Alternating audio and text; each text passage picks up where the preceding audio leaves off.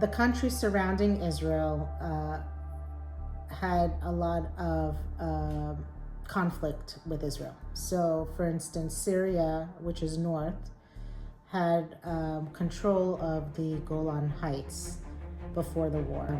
And in the south, Egypt, who had control of the Sinai Peninsula,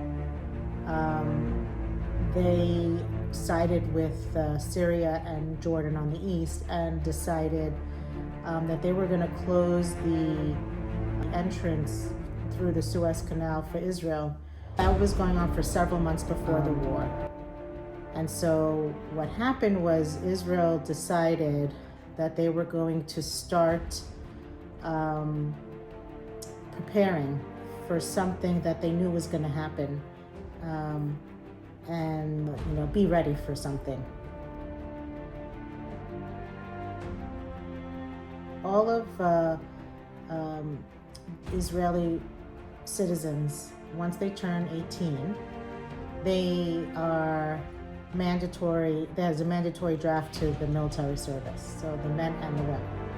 So Saba had done his mandatory service, and then once they complete it, they're all in the reserves.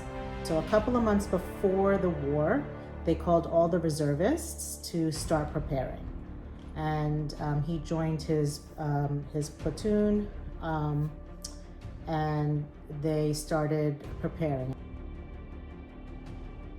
And his job was to clean and prepare the ammunition for the frontline fighters. Israel decided to attack all fronts at the same time. So what they did, when they were prepared and the time was right militarily, they attacked Egypt from the south, Jordan from the east, and Syria from the north, all at the same time. And it was a surprise attack. Okay, so Saba was stationed in the south. They fought Egypt. So Israel attacked Egypt by air. They destroyed a lot of their command posts. And Saba also was there as to prepare the ammunition for the fighters, and so they attacked both by air and by land. Israel was actually able to take control of Egypt only after the first couple of days, and at the same time they were fighting Syria in the north, and they were able to capture the Golan Heights, which was a huge achievement. They were able to now have that height, right? Jordan had control of Jerusalem, and Jerusalem is the holiest site for the Jewish people. So gaining control of Jerusalem, specifically the Wailing Wall or the Kotel, was a huge victory. So he had a friend who was in his own unit.